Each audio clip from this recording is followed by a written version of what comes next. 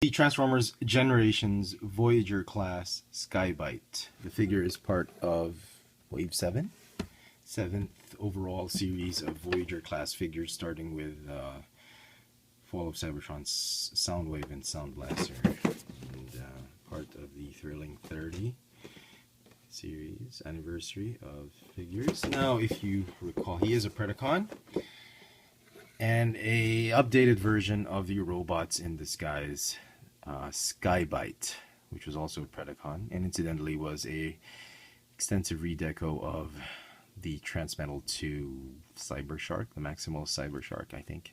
I'm not sure, but anyway. I never collected those figures.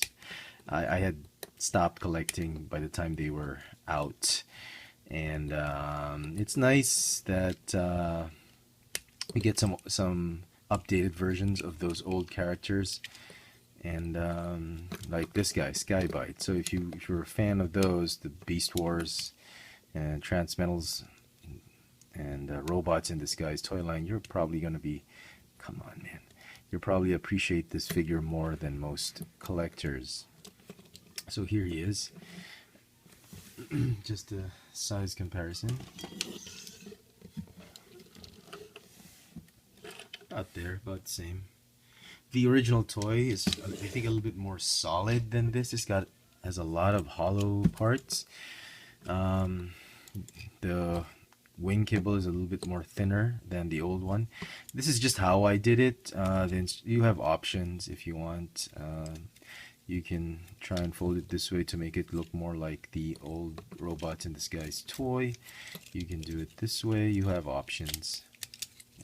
It's really up to you how you want to make him look. He's obviously a shark, Byte. The figure silhouette, it's a good update. It's a nice attempt at trying to bring back an old character. However, because of the way it transforms, the robot seems to be a little bit on the flimsy side, and I'm not that big of a fan of that. Also, he retains his asymmetric arms. He doesn't have the double-barreled blaster, but the head looks a little bit like the one in Robots in Disguise, and the shark mode a little bit smaller, but almost like it's a nice, really refreshing refresh of that particular toy. Colors, the Takara will obviously be better. It'll be more closer to the toy with darker blues and whites and grays, and this one is just way too kitty looking. Looks a lot like candy. Yellow and blue. I don't know if it's candy or bananas and blueberries. I don't know. But it's so bright. It's a little bit on the bright side, and I think the Zakaro version would be a lot better. It's got muted colors and whatnot. So he's got a Predacon symbol. Paint apps, not too bad. Hardly anything to complain about. There's very little paint apps on it except for this one, the face, and here, and the gold. But that everything else is molded plastic. Yeah, you get some silver there. So overall sculpt, not too bad. It's not perfect, but it's not bad. That's the only thing in question for me. It's the flimsiness. Admittedly, the original toy had very slender, tapering legs, but it wasn't this hollow. I mean, come on, Hasbro. Articulation for the figure. He's got a swivel neck. He's got effectively a ball hinge shoulder, ball hinge elbow, wrist swivel. This one, same with the elbow, but the wrist just swivels because of the gimmick, the Mech Tech gimmick, and the firing action. Whoa! A little bit strong and powerful, but yeah, don't aim it at someone's eye or anybody. No waist articulation because of transformation. Ball hinge hips, thigh swivel. Well, double jointed knee, but not really. It's just a single hinge. It just looks like a double joint because of transformation, and hinge ankles because of transformation. Yeah, he looks okay. Oh, thumb articulation, I forgot. Looks okay, decent enough if you're really into these beast characters and figures. Yeah, my biggest comment is a little bit too flimsy, very difficult to stand up because the The heel support is outside and not inside. And there. Alright, so let's get him into alt mode. Transformation for this guy is a big pain in the... you know, it's just... I literally hurt my back just trying to fix this, just trying to transform this guy, because it was just a very cumbersome transformation.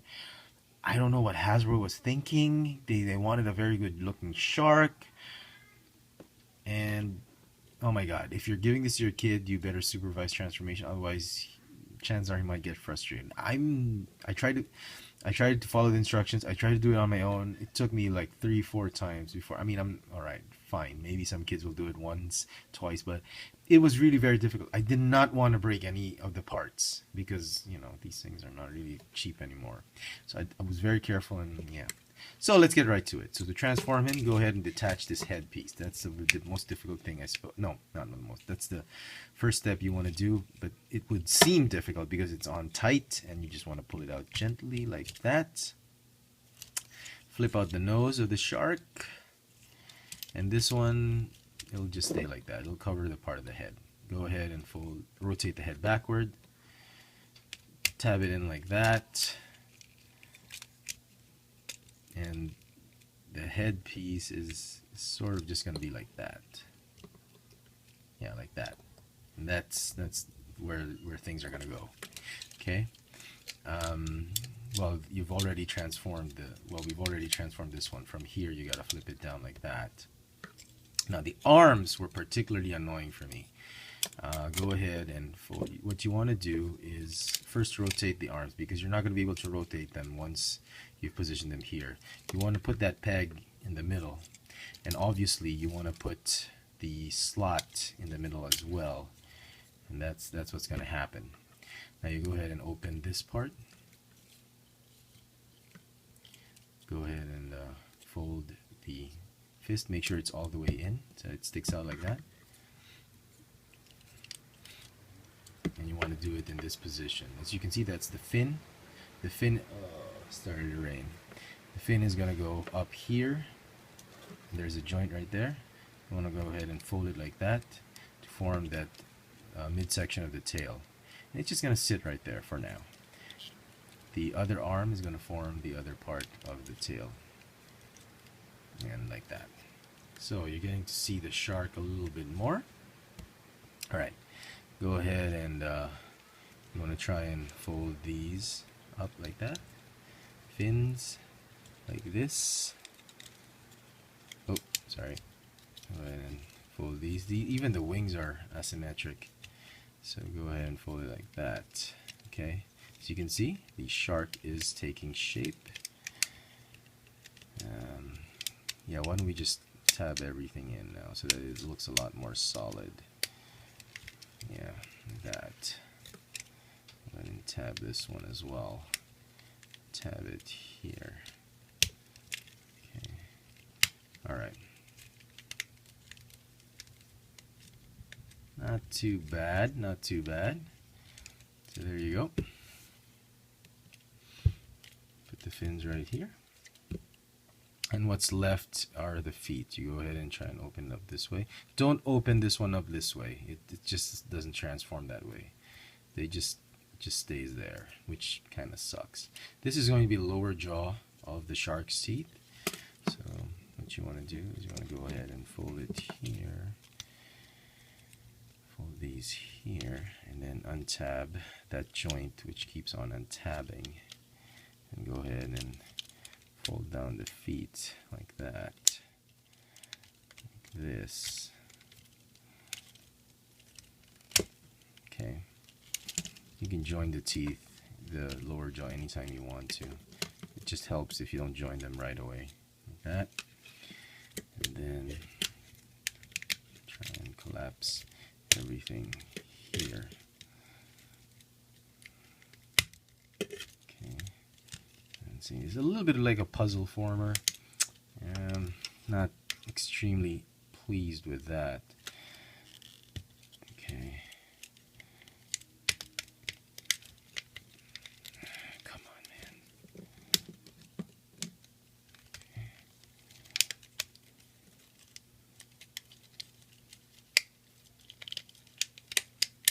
Ugh. Damn. This is one of the most annoying, transformations I've ever encountered. So, there you go. Alright. And there is Cyber Shark, Byte, in his shark mode. It's really skewed like that. Don't try and straighten it out, or don't let your kid try and... you can fold out the claws this way to make it look more like a shark's rear tail section. You can remove the missile, look more like a shark, but no place to put it, so...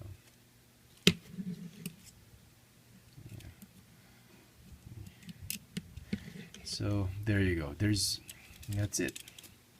He's got these chomping action for his teeth. There is no base. There's a peg right there that has no purpose whatsoever. I think Hasbro originally wanted a base for it, but they decided to cut costs. Maybe, I'm not sure. Come on, it doesn't tab as flush as I want it to. Simply because of the engineering. You have to keep on squeezing here and there just to keep things together. It's okay. You can still do that gimmick. You can still launch the missile, but it's okay. It's just so difficult to get him into this mode that chances are you're probably gonna leave this figure in either robot or maybe shark mode. I think shark mode is one of the more favorite ones. Sorry, not this one. We already did that. Here is Fall of Cybertron Grimlock. Just to give you a size comparison. Yeah, about the same size. But yeah, unless you're really a big fan of that old Robot in Disguise or the Maximal or the Beast Wars Cyber Shark, then I think this is a pass. For many casual collectors, I don't think you should spend way too much money on this one. If you see it on clearance and you just want to add it to your Predacon shelf or whatnot, sure, but don't go hunting this thing down or paying scalper prices for it, because it's really just worth the retail price. Maybe even less. A little bit disappointed. I was trying to be pleased. I was really doing my best to really see the good things in this. Alt mode is okay. The robot mode, yeah, it's a pass. Robot mode gets a passing grade, barely passing grade. Transformation is a fail for me. Hasbro, come on, man, you can't do it this way. This is kind of transformations that makes Michael. This is the reason why Michael Goner decided to reduce drastically transformation for the new Age of Extinction toys. So just moderate, okay? Overall, because I like the rope a little bit, the shark and the alt mode just by a little bit, I'd like to give this figure a 7 out of 10. I want to give it a 6.5. I try not to give half points. Maybe 7, very low 7, on the low side. Barely made it to 7 over 10. Simply because the shark mode just saved it, I think. Otherwise this would have been a 6.